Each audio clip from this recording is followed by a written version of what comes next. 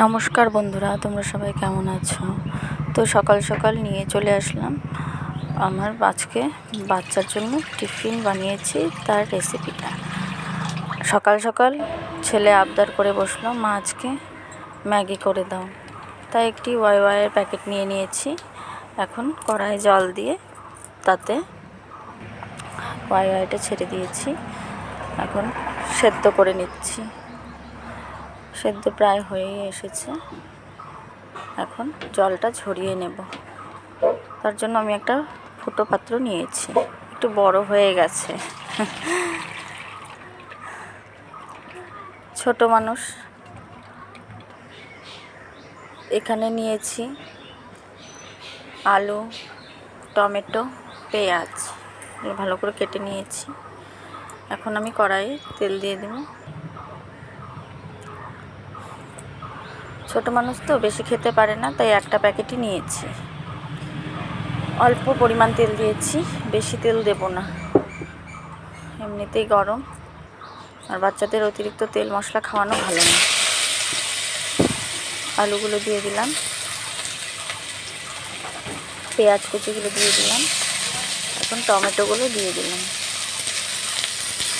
দিয়ে এখন তাতে স্বাদ অনুসারে লবণ, হলুদ দিয়ে ভালো করে নেড়ে চেড়ে নেব।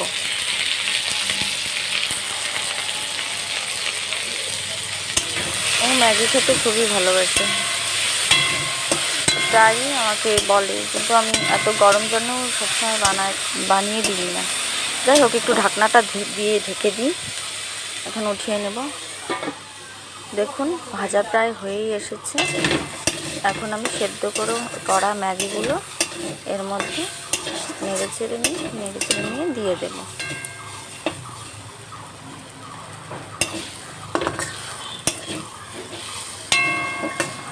ম্যাগিগুলো দিয়ে দিলাম। এখন ম্যাগিগুলো দিয়ে ভালো করে নেড়ে চেড়ে কিছুক্ষণ ভেজে নেব। ওয়াইয়ের একটা মশলা আছে ভেতরে, সেটাও আমি এটার মধ্যে দেব। ছেলেটা ঝাল খেতে পারে না একদম, তাই আমি কোনো লঙ্কা ব্যবহার করিনি। ছোটো মানুষ তো। এই যে ওয়াইয়ের মশলাটা আমি দিয়ে দেব। আপনারাও এভাবে আপনাদের বাচ্চাদেরকে বানিয়ে দেবেন, ভালো লাগে খেতে। আমিও মাঝে মধ্যে একটু টেস্ট করে দেখি ওর থেকে, যে কেমন খেতে। না, খারাপ হয় না, ভালোই লাগে। আর অল্প পরিমাণ তেল দিয়ে এরকম করে ভেজে দিলে স্বাদও হয় খেতে। বাচ্চাদেরকে এভাবে টিফিনে আপনারাও বানিয়ে দিতে পারেন। যাই হোক, এখন মশলাটা দেওয়া হয়ে গেছে।